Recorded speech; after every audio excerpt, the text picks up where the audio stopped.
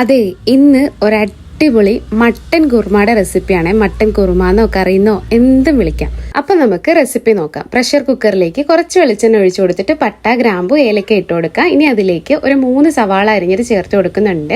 ഇനി ഇഞ്ചി, വെളുത്തുള്ളി, പച്ചമുളക് ഇതെല്ലാം കൂടി നന്നായിട്ടൊന്ന് ചതച്ചത് ചേർത്ത് കൊടുക്കുകയാണ്. ഇനി പൊടികളായിട്ട് മല്ലിപ്പൊടി, മഞ്ഞൾപ്പൊടി, ഗരം മസാല, പെരുംജീരകപ്പൊടി, പിന്നെ കുറച്ച് മീറ്റ് മസാല ഇതെല്ലാം കൂടി ചേർത്ത് നന്നായിട്ടൊന്ന് സോട്ട് ചെയ്തെടുക്കാം. പിന്നെ ആവശ്യത്തിനുള്ള ഉപ്പും കൂടി ഇടണേ. പിന്നെ ഒരു പകുതി തക്കാളിയും പിന്നെ കറിവേപ്പിലയും കൂടി ചേർത്ത് നന്നായിട്ടൊന്ന് വഴറ്റിയെടുക്കാം. ഞാനിവിടെ 1 kg മട്ടനാട്ടോ എടുത്തിട്ടുള്ള. ഇനി ഇതിലേക്ക് കഴുകി വെച്ചിട്ടുള്ള മട്ടൻ പീസ് ഇട്ട് കൊടുക്കാം.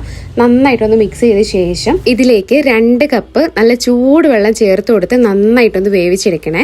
ഇനി ഇത് മെയിൻ ആയിട്ടുള്ള സ്റ്റെപ്പാട്ടോ. ഞാനിവിടെ ഒരു അരമുറി തേങ്ങ നല്ല മഷി പോലെ അരച്ചെടുത്തിട്ടുണ്ട്. ഇടിയപ്പത്തിന്റെ കൂടെയോ അല്ലെങ്കിൽ വെള്ളയപ്പത്തിന്റെ കൂടെയോ പുട്ടിന്റെ കൂടെയൊക്കെ ഈ ഒരു കറി അടിപൊളിയാ. നമ്മുടെ മട്ടനൊക്കെ നന്നായിട്ട് വെന്ത് വന്നിട്ടുണ്ട്. ആ ഒരു സമയത്ത് നമ്മൾ അരച്ചു വെച്ചിട്ടുള്ള തേങ്ങയുടെ അരപ്പ് ചേർത്ത് കൊടുക്കും. നന്നായിട്ടൊന്ന് മിക്സ് ചെയ്ത് ചൂടാക്കിയ ശേഷം ഇതിലേക്ക് കുറച്ച് കുരുമുളക് പൊടി 1 ടീസ്പൂൺ മതിയാവും, അത് ചേർത്ത് കൊടുക്കുക കേട്ടോ.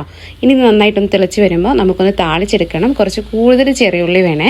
അപ്പോൾ ആദ്യം ഉലുവ ഒന്ന് വെളിച്ചെണ്ണയിൽ മൂപ്പിച്ചിട്ട് ചെറിയുള്ളിയും കറിവേപ്പിലയൊക്കെ ഇട്ട് അതും ഒന്ന് മൂത്ത് വരുമ്പോൾ ഈ കറി ഒന്ന് താളിച്ചെടുക്കാം. നല്ല കുറുകിയ ചാറോട് കൂടിയിട്ടുള്ള ഒരു മട്ടൻ കുറുമയാണ് ഇത്. മട്ടൻ വേണമെന്നില്ല, ബീഫോ ചിക്കനോ ഒക്കെ വെച്ച് ചെയ്യാം. എന്താണെങ്കിലും നല്ല ടേസ്റ്റാ. അപ്പോൾ എല്ലാവരും ഈ ഒരു രീതിയിൽ ഒന്ന് ട്രൈ ചെയ്ത് നോക്കണേ. എന്നിട്ട് നിങ്ങളുടെ ഫീഡ്ബാക്ക് പറയണേ. പിന്നെ നിങ്ങൾക്ക് ഈ റെസിപ്പി ഇഷ്ടമായിട്ടുണ്ടെങ്കിൽ ഒന്ന് ലൈക്ക് ചെയ്യണേ. പിന്നെ ഫോളോ ചെയ്യുകയാണെങ്കിൽ ഇതുപോലത്തെ കുറേ റെസിപ്പീസ് നമ്മുടെ പേജിലുണ്ട്. പിന്നെ നിങ്ങളുടെ ഫ്രണ്ട്സിനും കൂടി ഒന്ന് സജസ്റ്റ് ചെയ്യണേ.